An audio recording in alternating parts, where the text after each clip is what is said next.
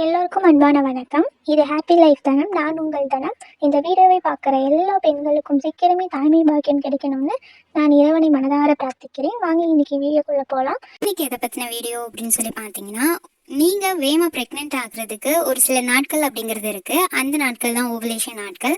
அந்த ஓவலேஷன் நாட்களை நீங்கள் தெரிஞ்சுக்கிறதுக்கு ஒரு சில அறிகுறிகள் அப்படிங்கிறது இருக்குது. மொத்தம் 12 வகையான அறிகுறிகள் இருக்குது உங்களுடைய ஓவலேஷன் நாட்களை நீங்கள் தெரிஞ்சுக்கிறதுக்கு.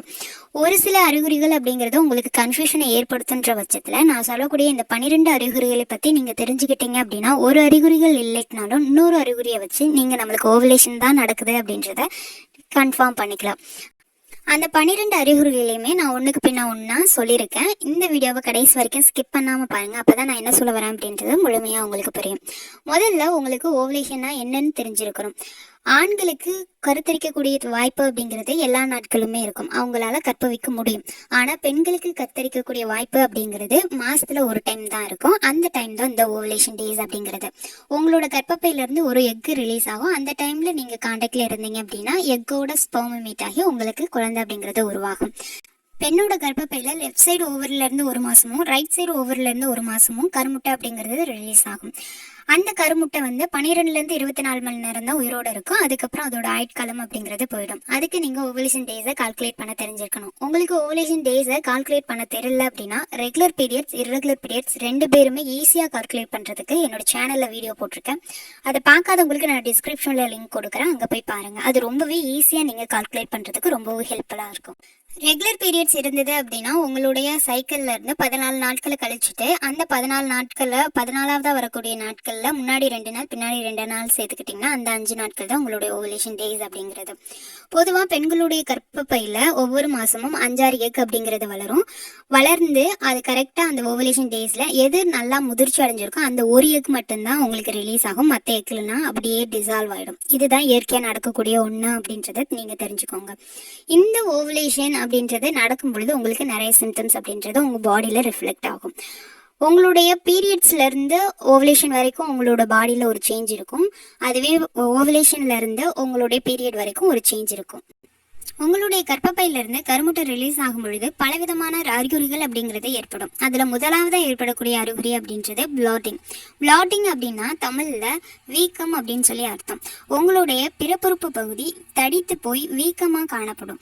இதுக்கு காரணம் அப்படின்னு சொல்லி பார்த்தீங்கன்னா உங்களுடைய எக் அப்படிங்கிறது ரிலீஸ் ஆகும் பொழுது உங்களுடைய கர்ப்பப்பைக்கும் சரி பிறப்புறுப்பு பகுதிக்கும் சரி இரத்த ஓட்டம் அப்படிங்கிறது அதிகமாக இருக்கும். இதனால தான் உங்களுக்கு அந்த பகுதி தடித்து வீக்கமாக இருக்கிறதுக்கான முக்கிய ரீசன் அப்படின்னு சொல்கிறது. இதுதான் ஃபர்ஸ்ட் சிம்டம் ஓவலேஷனுக்கு.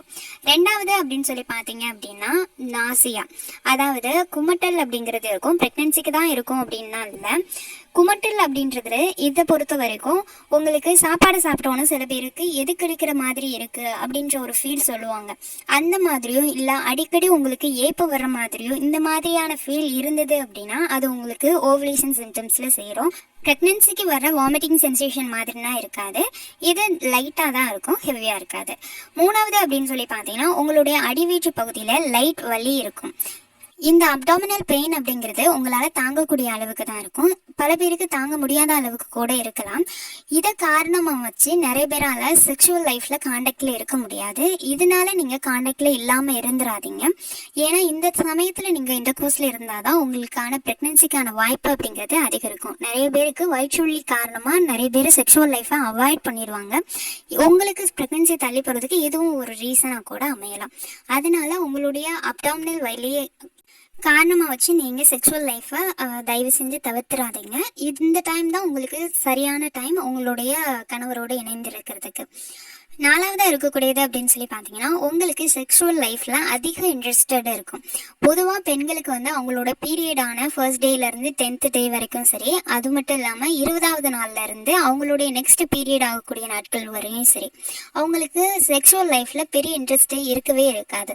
கரெக்டாக அவங்களுடைய ஓவலேஷன் டேஸ் ஸ்டார்ட் ஆகும் பொழுது அவங்களுக்கு செக்ஷுவல் லைஃப்பில் அதிக இன்ட்ரெஸ்டடாக இருப்பாங்க.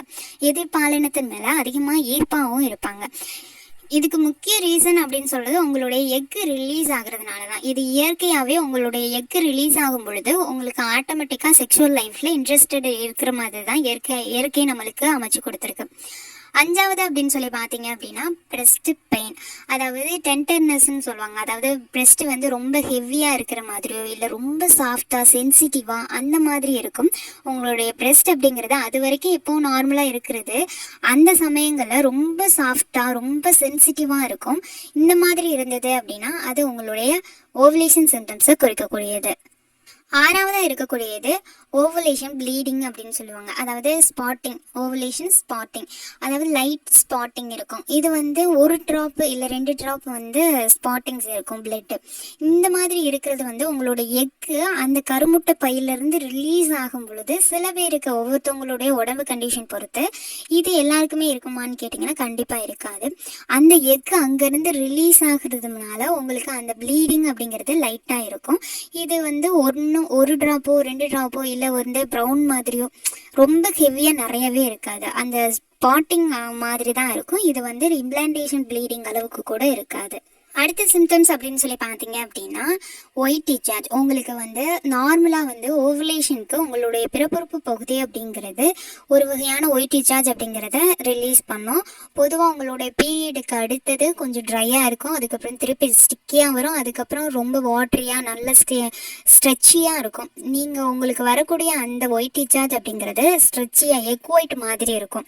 ஓவலேஷன் டைம்ஸில் தான் உங்களுக்கு இந்த மாதிரியான ஒயிட் டிஸ்சார்ஜ் அப்படிங்கிறக்கும். இது வந்து எக் ஒயிட் மாதிரி நல்லா நீங்கள் 2 கை வச்சு நல்லா ப்ரெஸ் பண்ணி இழுத்தீங்கன்னா நல்லா ஸ்ட்ரெச்சியாக நீண்டிட்டு போகிற மாதிரி இருக்கும். இப்போ இந்த படத்தில் காமிச்சிருக்க மாதிரி தான் டிரான்ஸ்பரண்ட்டாக நல்லாவே தெரியும் உங்களுக்கு ஓவலேஷன் சிம்டம்ஸ் அப்படிங்கிறது.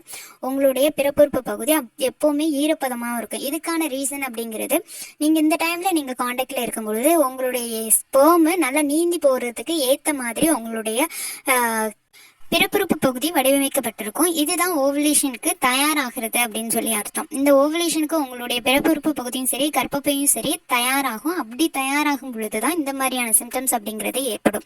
அடுத்தது அப்படின்னு சொல்லி பார்த்தீங்கன்னா உங்களுடைய பிறப்புறுப்பு பகுதி ரொம்ப சாஃப்டாக சென்சிட்டிவாக இருக்கும்.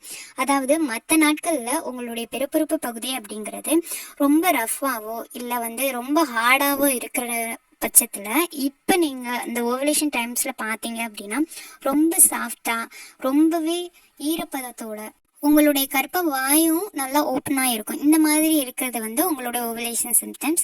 இதுக்கு அடுத்தது அப்படின்னு சொல்லி பார்த்தீங்கன்னா ஓவலேஷன் ப்ளீடிங்க்கும் ஸ்பாட்டிங்க்கும் வித்தியாசம் இருக்குது. ப்ளீடிங் அப்படின்றப்ப இதில் ப்ரௌன் டிஸ்சார்ஜ் ப்ளீடிங் ஆகும், அதாவது தண்ணியாகவே வரும். உங்களுக்கு ஸ்பாட்டிங்கிறது 1 சொட்டு 2 சொட்டு அப்படிங்கிறது வந்திருக்கும். ப்ளீடிங் அப்படிங்கிறது தண்ணியாக அப்படியே வந்திருக்கும். அதுதான் ஓவலேஷன் ப்ளீடிங்க்கும் ஓவலேஷன் ஸ்பாட்டிங்க்கும் வித்தியாசம். ஓவலேஷன் ப்ளீடிங் அப்படிங்கிறது உங்களுக்கு ஆஃப்டர் ஓவலேஷனுக்கும் வரலாம், பிஃபோர் ஓவலேஷனுக்கும் வரலாம். ஒவ்வொருத்தவங்க உடம்பு பொறுத்து சேஞ்ச் ஆகும். அடுத்தது அப்படின்னு சொல்லி பார்த்தீங்கன்னா உங்களுக்கு சென்சிட்டிவான நுகர்வு தன்மை அப்படிங்கிறது இருக்கும். அதாவது எல்லா ஸ்மெல்லையுமே நீங்கள் வேகமாகவே தெரிஞ்சுக்க முடியும். அதாவது ஸ்மெல்லிங் சென்ஸ் அதிகமாக இருக்கும். ஒரு சின்ன ஸ்மெல்லு, ஒரு சின்ன எங்கேயோ சமைக்கிறது ஸ்மெல்லு வந்தால் கூட உங்களால் ஈஸியாக அப்சர்வ் பண்ண முடியும். அந்த மாதிரி திடீர்னு நீங்கள் நல்லா நோட் பண்ணிங்கன்னா தெரியும். பிஃபோர் ஓவலேஷன் ஆஃப்டர் ஓவலேஷன் நல்லா நோட் பண்ணி பாருங்கள், அப்போவே உங்களுக்கு தெரியும் இதுக்கான வித்தியாசங்கள் அப்படிங்கிறது. இது ஒரு சிம்டம்ஸ் ஓவலேஷனுக்கு. அடுத்தது அப்படின்னு சொல்லி பார்த்தீங்கன்னா உங்களுடைய பாடி டெம்பரேச்சர் அதிகரிச்சிருக்கும். சில பேருக்கு வந்து ஹையாக இருக்கக்கூடிய பாடி டெம்பரேச்சர் திடீர்னு கூலிங் ஆகும். சில பேருக்கு கூலிங்காக இருக்கக்கூடிய பாடி டெம்பரேச்சர் திடீர்னு காய்ச்சல் வந்த மாதிரி ஹையாக இருக்கும். இந்த மாதிரி இருக்கிறதும் உங்களுடைய ஓவலேஷன் சிம்டம்ஸ் அப்படின்றதுல அடங்கும். பொதுவாக உங்களுடைய ஓவலேஷன் அப்படிங்கிறது உங்களோட பாடி டெம்பரேச்சர் அதிகரிக்கும், உங்களுக்கு ஒயிட் டிஸ்சார்ஜ் அப்படிங்கிறது டிரான்ஸ்பரண்ட்டாக இருக்கும், அடி வைத்த வலி அப்படிங்கிறது இருக்கும். இந்த மாதிரி இருக்கக்கூடியது எல்லாமே உங்களுக்கு ஓவலேஷன் நடக்க போகுது அப்படின்றத காட்டக்கூடியது. ரெகுலர் பீரியட்ஸ் இருக்கிறவங்க ஓவலேஷன்ஸை ஈஸியாக கால்குலேட் பண்ணிடலாம். அண்ட் அந்த டைமில் இந்த மாதிரி சிம்டம்ஸ் இருந்தாலும் நீங்கள் சேர்ந்துடலாம். ஆனால் இரெகுலர் பீரியட்ஸ் இருக்கிறவங்க உங்களுடைய ஓவலேஷன் நாட்களையும் சரி சிம்டம்ஸையும் சரி கண்டுபிடிக்கிறது அப்படிங்கிறது கொஞ்சம் கிரிட்டிக்கலாக இருக்கும். நான் ஓவலேஷன் டேஸ் எப்படி கால்குலேட் பண்ணுறதுன்னு ஆல்ரெடி வீடியோ போட்டிருக்கேன் அப்படின்றத டிஸ்கிரிப்ஷனில் கொடுத்துருக்கேன், அங்கே போய் பார்த்துக்கோங்க. இந்த சிம்டம்ஸையும் நீங்கள் நோட் பண்ணுங்கள். அதுவுமே நீங்கள் வேகமாக ப்ரெக்னென்ட் ஆகிறதுக்கு ரொம்பவும் யூஸ்ஃபுல்லாக இருக்கும். இல்லை அப்படின்னா மொபைலில் ஆப் டவுன்லோட் பண்ணி வச்சுட்டு அதுலேயே உங்களுக்கு ஓவலேஷன் டேட்ஸும் அது கொடுக்கும். இல்லை அப்படின்னா ஓவலேஷன் கிட் அப்படின்றத வாங்கி யூஸ் பண்ணுங்கள் இரெகுலர் பீரியட்ஸ் இருக்கிறவங்க. நான் சொன்ன இந்த விஷயங்கள் எல்லாத்தையுமே நீங்கள் நோட் பண்ணி இந்த டேஸில் நீங்கள் நீங்கள் சேர்ந்துருந்தீங்க அப்படின்னா உங்களுக்கு ப்ரெக்னென்சி அப்படிங்கிறது வேகமாக கிடைக்கிறதுக்கு வாய்ப்புகள் இருக்குது. இந்த வீடியோ உங்களுக்கு ரொம்ப யூஸ்ஃபுல்லாக இருக்குன்னு நான் நம்புகிறேன். இந்த வீடியோ பிடிச்சிருந்தா ஒரு லைக் கொடுத்துருங்க. என்னோட சேனலை புதுசாக பார்க்குறவங்களா இருந்தால் சேனலை சப்ஸ்கிரைப் பண்ணுங்கள் அண்ட் பக்கத்தில் உள்ள பெல் ஐக்கனுமே கிளிக் பண்ணிக்கோங்க. இந்த வீடியோ பார்த்ததுக்கு ரொம்ப நன்றி.